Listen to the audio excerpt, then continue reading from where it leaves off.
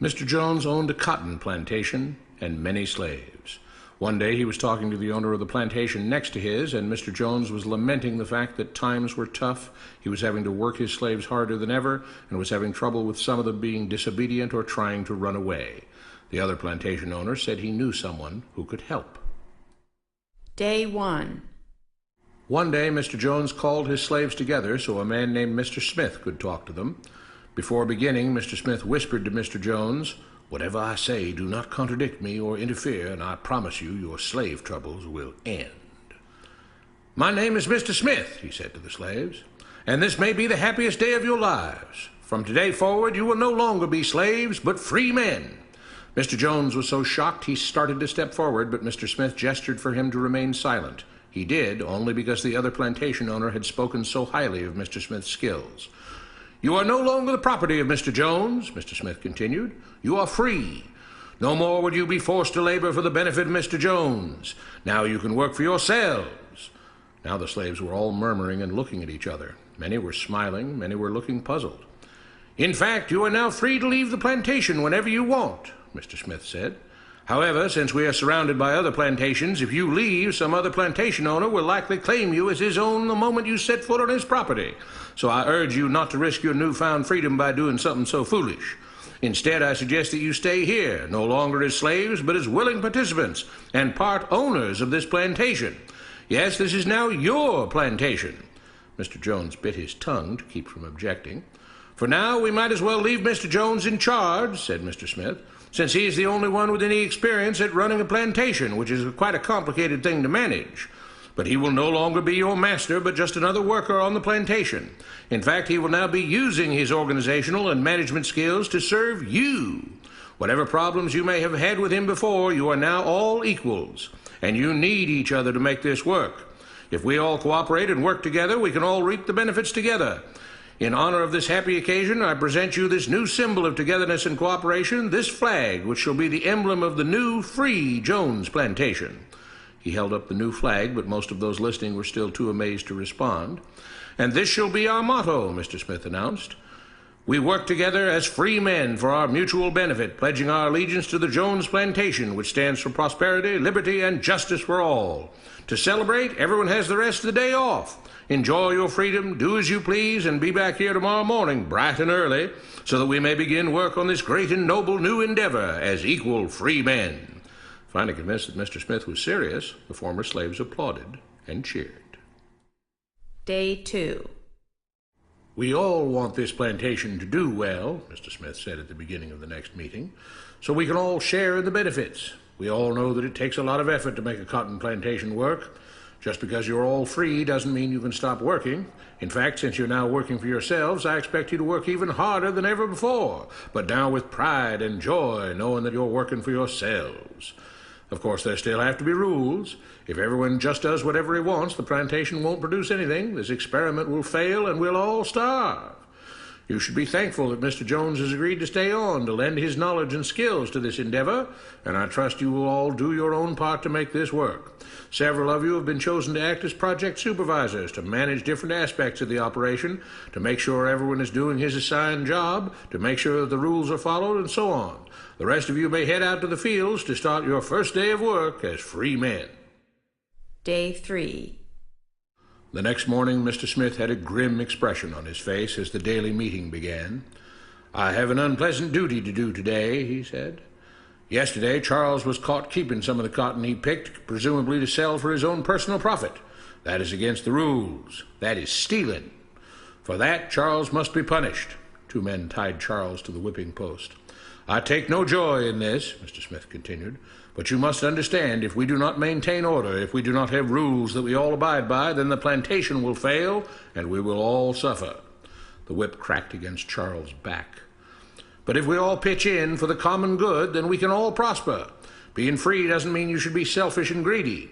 We must each do our assigned duties and obey the rules, and then we can all benefit, and each of you will receive your appropriate share of the profits." A young man named Samuel stepped forward. "But if you and Mr. Jones decide the rules and whip us if we disobey, how is that any different from what we had before?" "How can you say that?" Mr. Smith asked. "I'm shocked. You were a slave before, and now you're free. Things still need to be managed and organized by those best qualified to do so. Do you know how to run a plantation, Samuel?" "Well, no," he answered. "But if we're free, why do we get no say in what the rules are and how things work?" "I'm surprised at your ingratitude," Mr. Smith answered. "None of you know how a plantation is run, so you're in no position to be making decisions about how things are done here. You don't seem to appreciate all the things that Mr. Jones provides for you, from protecting you from all the outside threats that you know nothing about, those who would come here, capture and enslave you if not for Mr. Jones' protection, to making sure that you all have food and housing, tools to work with, that you're cared for when sick and injured, and so on. There wouldn't be a plantation at all, no cotton to pick, no land to plant and harvest, if not for him. You should be grateful that he's made possible the level of comfort you now have. Your lives would be far worse if not for him. Nevertheless, as free and equal participants in this endeavor, from now on at each meeting, any worker may have 2 minutes to ask questions or voice suggestions or complaints." With that, the workers all seemed satisfied and headed out again to the fields to pick the cotton. Day 4. "I have a big announcement," Mr. Smith said as the daily meeting began. "Mr. Jones' cousin is here, and not just to visit and see how our project is coming along. It has been decided that from now on you will be deciding who will manage the plantation. Of course, this job can't be done by just anyone, but every 3 months we will have a special meeting at which all the workers will vote on whether we think Mr. Jones should run the plantation or whether we think his cousin, Mr. Johnson, should run the plantation. That means that ultimately you are in charge because you will be deciding which man you want running things on your behalf. If you don't like the way things are being managed, you now have the power to change it." Amazed and pleased, the workers headed out again to the fields to pick the cotton. Days passed, months passed, a year passed, and the plantation continued to operate as before. Sometimes Mr. Jones was in charge, sometimes Mr. Johnson was in charge, but the day-to-day routine stayed exactly the same. The workers worked hard, long hours every day, and still had little to show for it. Every day the meeting would begin with them all reciting the Jones Plantation motto, "We work together as free men for our mutual benefit, pledging our allegiance to the Jones Plantation, which stands for prosperity, liberty, and justice for all." One day Mr. Smith announced, "Samuel is asked to say a few words this morning, and whatever the rest of us may think of his ideas and opinions, we are all free here, and that means we are all allowed to speak our minds. So, Samuel, you have 2 minutes. Begin." Samuel stepped forward, looking scared. "I was excited when all this started," he began, glancing nervously at Mr. Smith and Mr. Jones. "But don't you all see what's happened here? Nothing has changed. We're all still slaves." There were grumbles of disagreement from the crowd. "They tell us what to do and whip us if we don't.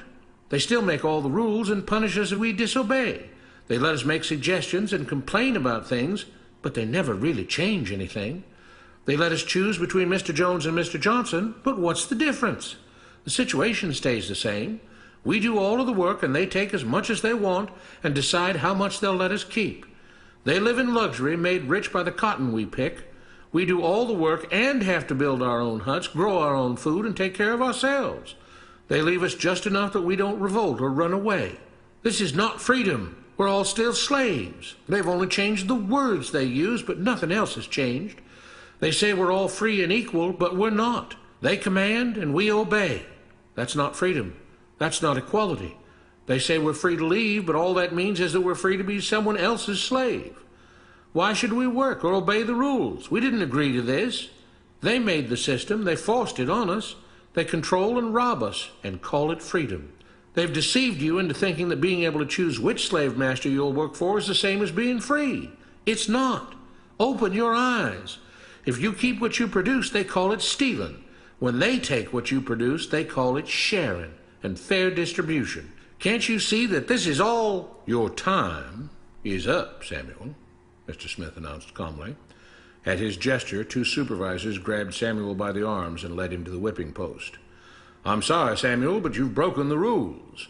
There are rules against encouraging others not to work and encouraging others to break the rules.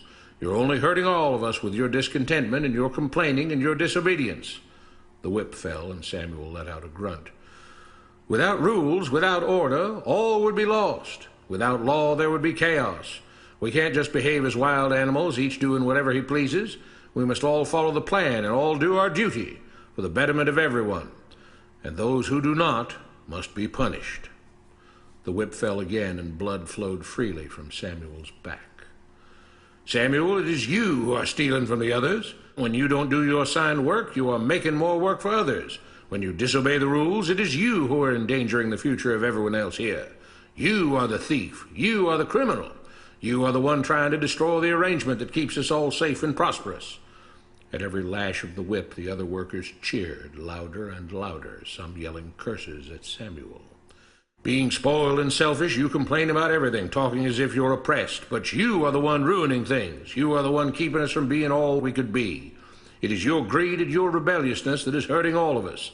They all play by the rules, Mr. Smith said, gesturing at the others. What makes you think that you don't have to? You think you're above the law? There were loud yells of agreement as the whip fell again. We must maintain order, Mr. Smith proclaimed, to make this plantation great, to make it so that we can all be happy and prosperous. To have the society we want, there have to be rules. We all have to contribute our fair share to this great endeavor, and we cannot tolerate actions and attitudes that seek to undermine the amazing things that together as free men we have achieved and will continue to achieve. Mr. Jones was smiling as he gave Mr. Smith a pat on the back. The crowd was cheering so loudly that none of them had noticed that Samuel had died. What you have been taught about government and politics is no more accurate or reasonable than what Mr. Smith taught the slaves. If you're ready to look through the veil of rhetoric and propaganda to see the reality beneath, get a copy of The Most Dangerous Superstition. It will change the way you see the world.